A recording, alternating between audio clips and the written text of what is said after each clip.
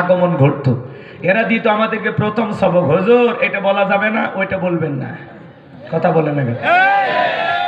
এরপরে মঞ্চে আসার পরে আবারও কিছু বুদ্ধিজীবীদের আগমন ঘটতো। এরা দিত দ্বিতীয় সবক, হুজুর এলাকায় মোটামুটি আমরাই সব, আমরাই লজ্জা করবেন, খবরদার নেত্রীর বিরুদ্ধে যেন কোনো কথা না হয়। এখন কি আর বুদ্ধিজীবীরা আছে ভাই? টর্চ লাইট মেরে চেহারা খুঁজে পাওয়া যাচ্ছে না, কথা বলেন ঠিক কিনা?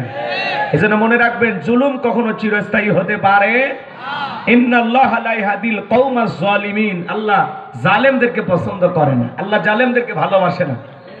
তামাম এদিকে খেয়াল করেন, পুরো পৃথিবীর দিকে তাকায় দেখেন।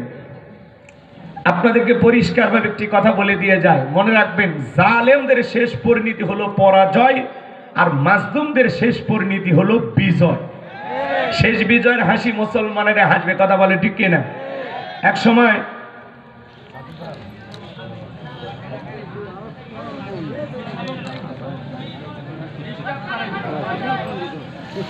না না না সমস্যা নেই, ভয় আছে আপনাদের? ভয় নাই। আজ থেকে 13-14 সালে, 2013-14 সালে সাতক্ষীরাতে যারা বুলডোজার দিয়ে অসংখ্য মানুষের বাড়িঘর ভেঙে দিয়েছিলেন, মাটির সাথে মিশিয়ে দিয়েছিলেন, আল্লাহর খেলা এক যুগের পরে আজকে তাদের বসত বাড়ি ধানমন্ডি 32 বুলডোজার দিয়ে আল্লাহ মাটির সাথে মিশিয়ে দিয়েছেন, কথা বলে ঠিক না? যারা এক সময় ক্ষমতার দাম্ভিকতায় অহংকারে তাদের বিরোধী পক্ষ যারা ছিল, তাদের প্রতিপক্ষ যারা ছিল, তাদের বাড়ি ঘরে হামলা করে ঘর ছাড়া বাড়ি ছাড়া করেছিল, আল্লাহর খেলা আজকে তাদের বাড়ি ঘরে আগুন জ্বলে, আল্লাহ তাদেরকে দেশ ছাড়া করেছে, কথা বলেন ঠিক কিনা? জুলুম করতে নাই। হুমায়ুন আহমেদ একজন লেখক, তার প্রিয়তমা স্ত্রী নাম হলো শাওন আহমেদ। ভদ্র মহিলা, সবসময় বরাবর ইসলাম বিদ্বেষী কথা বলতো, আলেমদেরকে সহ্য করে না, পর্দাকে ভালো লাগে না। সে যেহেতু একজন নায়িকা, সিনেমার পরিচালক, এই ভদ্র মহিলাকে গ্রেফতার করা হয়েছে।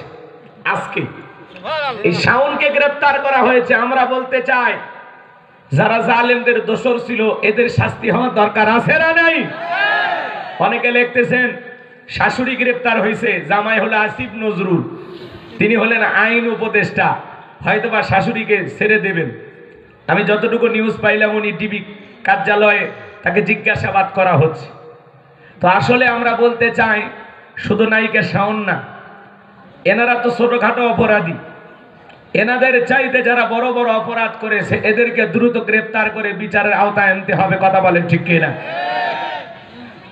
আমরা বলতে চাই, এই সমাজে যারা বিশৃঙ্খলা সৃষ্টি করেছিল, হাজার হাজার মানুষের বাড়িঘর ভেঙে দিয়েছিল, আজকে তাদের বাড়িঘর মাটির সাথে মিশিয়ে দিয়েছেন, এই ফয়সালা কার?